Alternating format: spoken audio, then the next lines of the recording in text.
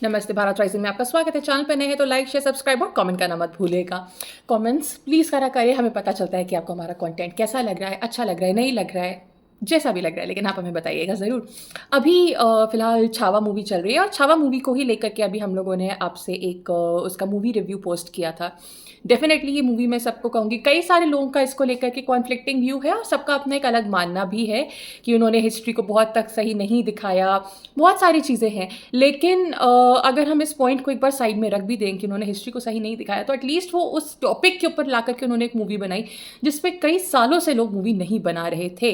Top movies तो आप छोड़ दीजिए, उसके ऊपर हम बात तक नहीं कर रहे थे। जो हिंदू रूलर्स थे जिन्होंने वाकई में एक तरीके से एक कहते हैं ना, आप वॉरियर, वैलियंट वॉरियर की तरह जब वो लोग आकर के सामने आते हैं आपके, तब हमें, क्योंकि पता ही नहीं है हम हिंदुओं को कि हम लोगों का जो पिछला इतिहास है वो इतना गौरवशाली है, वो हमसे इतना छुपा के रखा गया है कि वो हमें पता ही नहीं है कि एग्जैक्टली हम लोगों का क्या इतिहास रहा है। तो अगर उसमें थोड़ी बहुत इधर उधर की चीज़ें होती भी हैं, या वो 100% देखिए, 100% तो कोई भी चीज़ परफेक्ट आप नहीं कहीं भी दिखा पाते हो।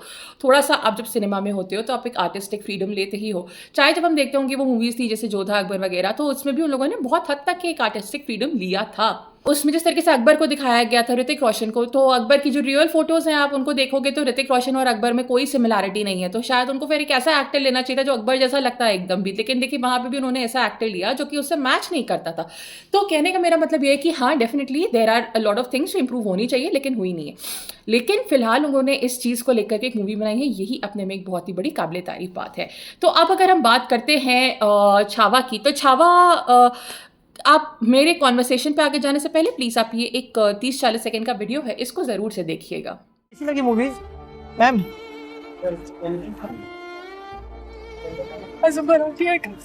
बहुत मुश्किल, बहुत रोने आता भाई। मूवमेंट था जो आपको इमोशनल कर दिया? Can't explain. एक्चुअली रोने को आता है, उनका जो हाल हुआ है मतलब इस तरह से जो लास्ट में उनके साथ नहीं करना चाहिए। देख के आपने गाने अच्छी बोली। महाराष्ट्र लोग की आदत ही है। हम लोग पर्दे पे देख के इतना रो रहे थे सब। और भी ज्यादा टॉर्चर किया गया था। आपके आंख में आंसू लग रहे हैं क्या हुई?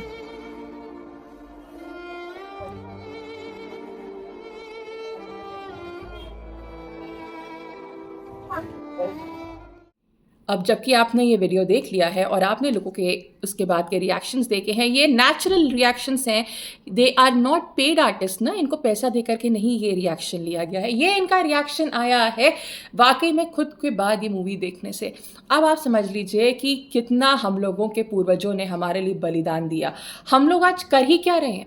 और शायद मैं तो इस बात को मानती हूँ कि अगर वो आज हमारे सामने होते तो वो वाकई में इस चीज़ को लेकर दुख मनाते कि क्या उन्होंने हम जैसे लोगों के लिए इतनी इतनी बड़ी कुर्बानियाँ दी हैं, क्या उन लोगों ने हम जैसे लोगों को बचाने के लिए, जिनको अपने धर्म का, अपने अस्तित्व का कुछ उसका अता पता ठिकाना ही नहीं है, जो ये जानते ही नहीं है कि हमारे असल दुश्मन कौन है, जबकि दुश्मन आपके सामने खड़े हुए होते हैं, तब भी अगर हम नहीं देख पाते हैं, तो क्या ये उन लोगों को देख करके बहुत खुशी होती?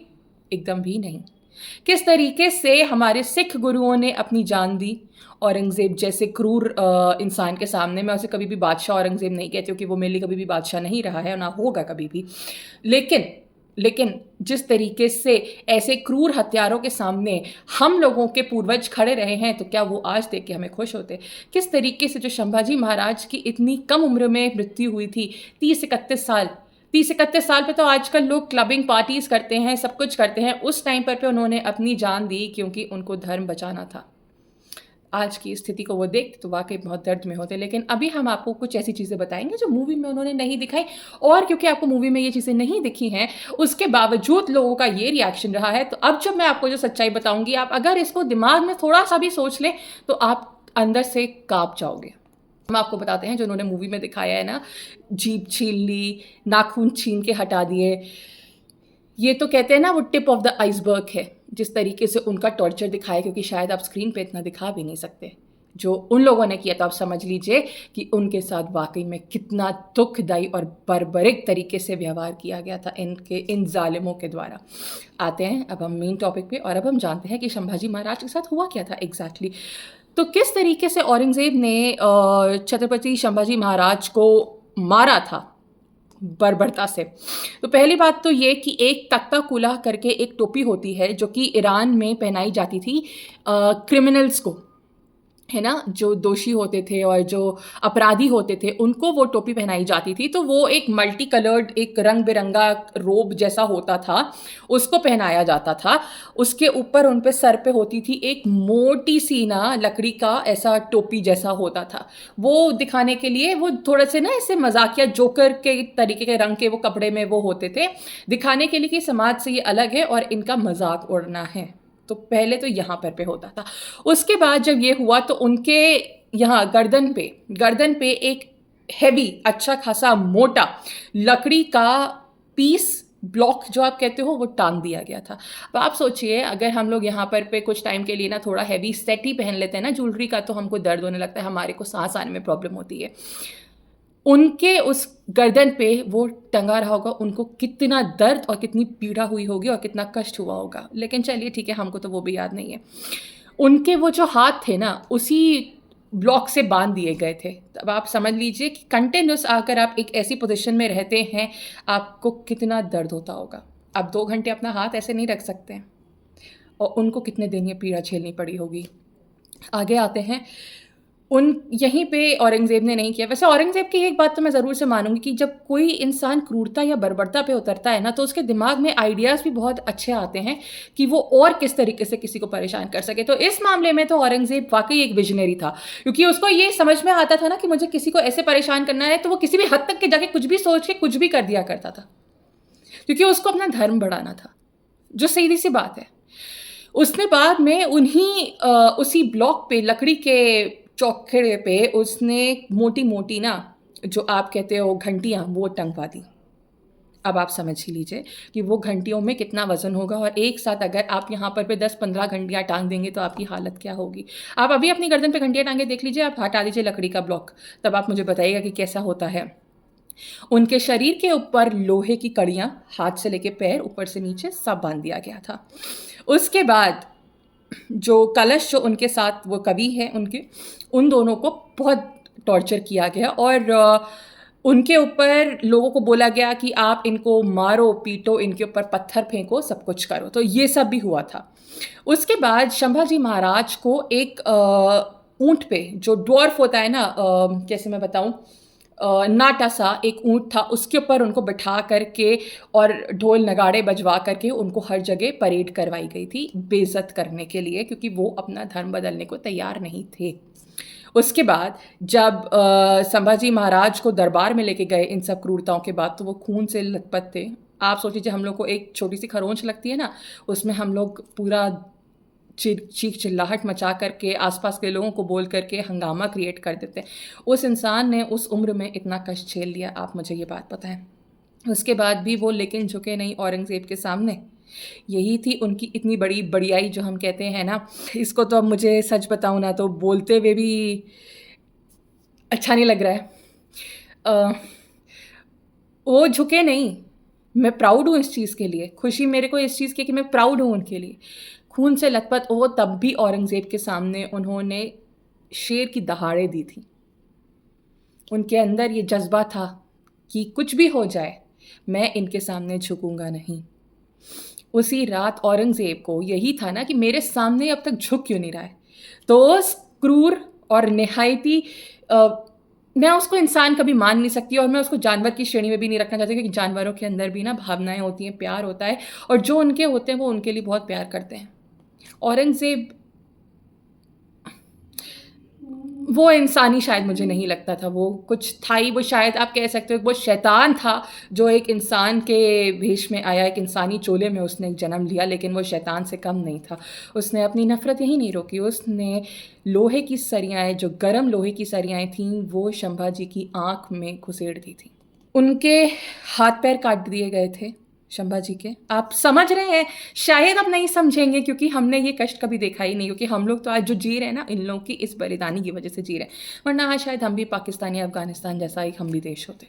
जो उनके पोएट थे कलश, उनकी जीभ काट दी गई थी।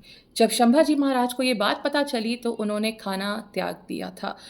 15 से अगले 20 दिन तक के संभाजी महाराज के ऊपर ऐसी ऐसी क्रूर अत्याचारों को उन्होंने झेला, उनकी चमड़ी खींच दी गई थी। मुझे तो शायद बोलते हुए भी लग रहा है लोग कर बैठे थे ये चीज़, मुझे तो समझ में भी नहीं आता। आखिर में संभाजी महाराज की गर्दन काट दी गई। आई थिंक यही थी किया, क्योंकि वो जो दिन पर दिन उनको टॉर्चर मिल रहा था उससे एक यही चीज़ थी। उसके बाद जब इनकी गर्दन काट दी गई थी ना, उसके अंदर इन्होंने भूसा भर करके रखा इनकी गर्दन के अंदर, और उसके बाद इन्होंने एक भाले के ऊपर इनकी गर्दन को रखा जिसके अंदर भूसा रखा हुआ था, और पूरे शहर में इनके उसको दिखाया।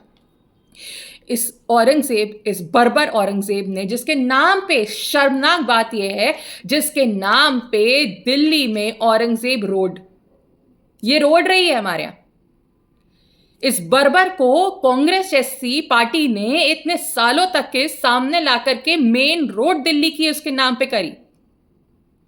ये कितनी घटिया बात हो सकती है। वैसे औरंगजेब के लिए सब करना कुछ नया नहीं था, क्योंकि औरंगजेब ने अपने ही बाप को पीछे बांध के रख दिया था, उसको नजरबंद कर दिया था। दारा शिकोह जो उनका भाई था बड़ा, उसको तक के मार दिया था, क्योंकि दारा शिकोह उस तरीके का पागल और सनकी नहीं था जिस तरीके का औरंगजेब था। तो ये इंसान नफरत से भरा, जहर से भरा एक पागल इंसान था।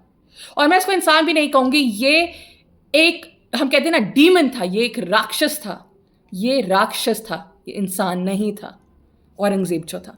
अब आप मुझे ये बात बताइए कि इतनी क्रूरता और बर्बरता शायद हम स्क्रीन पे नहीं देख सकते थे और ना ही ये दिखा सकते थे। जो देखा उसको देख करके अगर आपका हमारा दिल दहल गया, तो जो ये सच्चाई जब सामने संभाजी महाराज के साथ हुई थी तो उन्होंने क्या झेला होगा।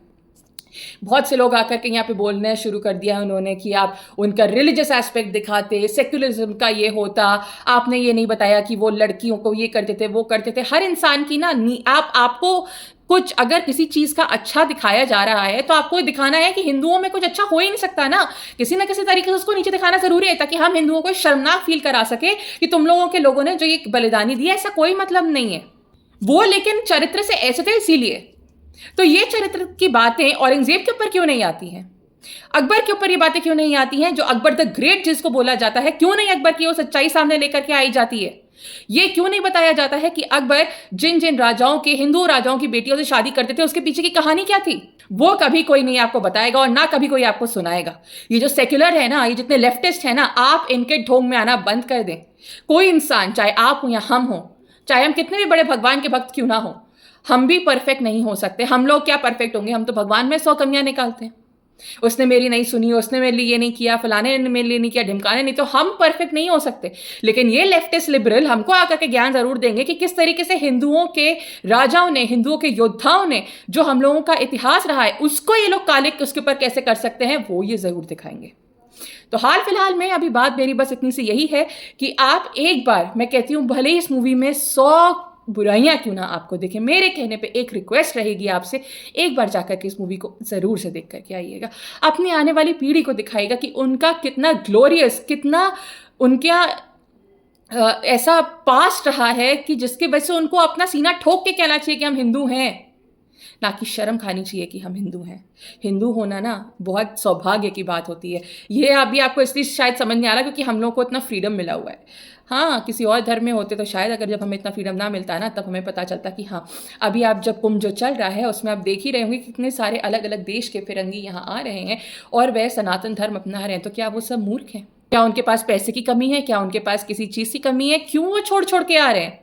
और उल्टा हम लोग क्या कि लोग उनका धर्म अपना रहे हैं। ये तो अलग उल्टी गंगा यहाँ पे बहा रखी है लोगों ने। हाल फिलहाल बात ये है कि ये तो आप कहोगे कि हमारा अपना एक पर्सनल काम है और हम नहीं मानते और ये कन्वर्जन हमें करना है, वो हमारी इच्छा है, ये चीज़ वो चीज़। रीज़न 100 हो सकते हैं और रीज़न एक भी नहीं हो सकता है। लेकिन फिलहाल ये बात इस मूवी पे आकर के जब रुकी है, हम संभाजी महाराज की बात करते हैं, तो डेफिनेटली वो हमारे हिस्ट्री में एक बहुत ही प्रोमिनेंट फिगर की तरह रहेंगे, थे और हैं। फिलहाल मैं आप सबसे रिक्वेस्ट करूंगी, आप कमेंट्स में हमें ज़रूर से बताइएगा कि आपको ये पॉइंट्स क्या पहले से पता थे, क्या आपको ये हिस्ट्री पता थी।